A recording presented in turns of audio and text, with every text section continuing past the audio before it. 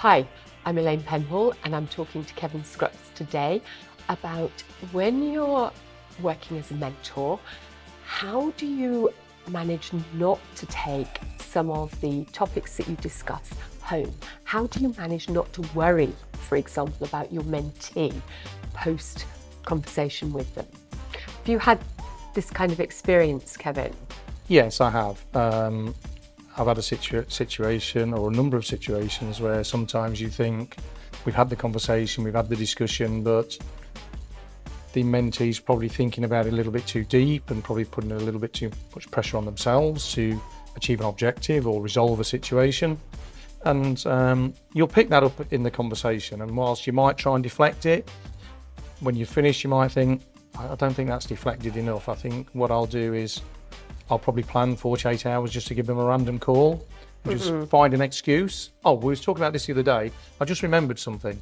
Oh, by the way, how did you feel after and I'll just pick it up again and then reassure them not to be pressurised, not to feel like that if I think that's where they are. But you can, again, pick it up on the feedback. I would almost try and do that with another Teams call if I can just see their face, because that gives me a little bit more information than just the telephone call. But it's not been a major problem because normally you can pick it up in the conversation and you can sort of reverse and move sideways. But there is the odd time where you think, oh, they're probably worrying too much about that. And it's just, it's playing on their mind, so it's playing on your mind. So you just want to get back to them as quick as you can and get that settled, really.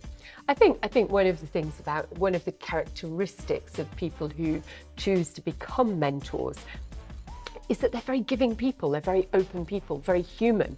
And it's inevitable then sometimes, isn't it, that we take on the worry of our mentee and could, in certain circumstances, find ourselves at home worrying about them and about how they're experiencing the whole scenario that we're coaching through or that we're mentoring through, and really take it home and start to worry ourselves, which is probably not then enabling as mentors to give the best of ourselves to the mentee in the next conversation.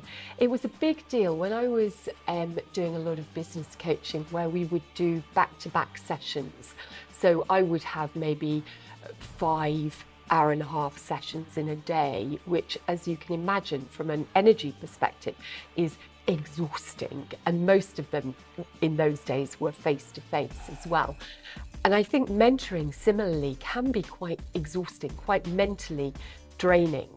And one of my tutors encouraged us to think about building almost a shield, a permeable shield around us, so that energy transfer, because you do get in any conversation with somebody else, you get an energy transfer. If somebody is very negative, you'll get a lot of negative vibe. If somebody is very positive, you'll go away from a conversation feeling energized.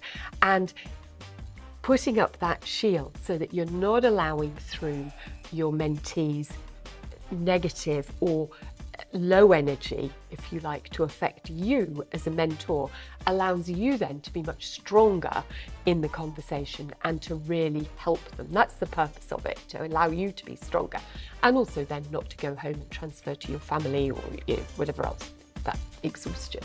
So I think that definitely is one of the tricks, if you like, that I find helps. I think a lot of people have that naturally without knowing, because of the environment we work in.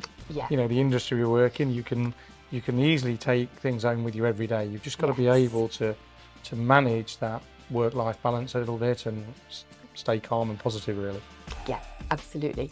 And of course then there is the crossover. Where is the line between mentoring and counselling, for example? Because sometimes people will come into a mentoring relationship, and as the relationship unpicks their goals and their future and their thinking, it just moves them into a place that perhaps is quite difficult, or maybe over the 6 months of the mentoring sessions, that actually something happens, something outside of work or something inside work happens that triggers something that is really very personally difficult. And I do know from my experience working in this scenario, over a lot of years, that sometimes you have to be able to say to somebody, look, I really think we're getting a little bit deep into things that I'm not trained to deal with here. Fortunately, for the Agents Together network, there's a fantastic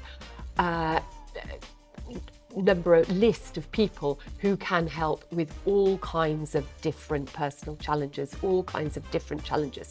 So I would strongly suggest that as mentors, what we need to do if we're getting into that territory of where things are personally quite difficult, is to advise somebody to go. You don't have to stop the mentoring bit, but that they're also getting perhaps the counselling support that they need through the Agents Together network. Yeah, I'd agree entirely. There's things that are relevant to you, and there's the best thing you can do if you get that situation is to just advise them to get the best support and right advice. Absolutely. Thank you.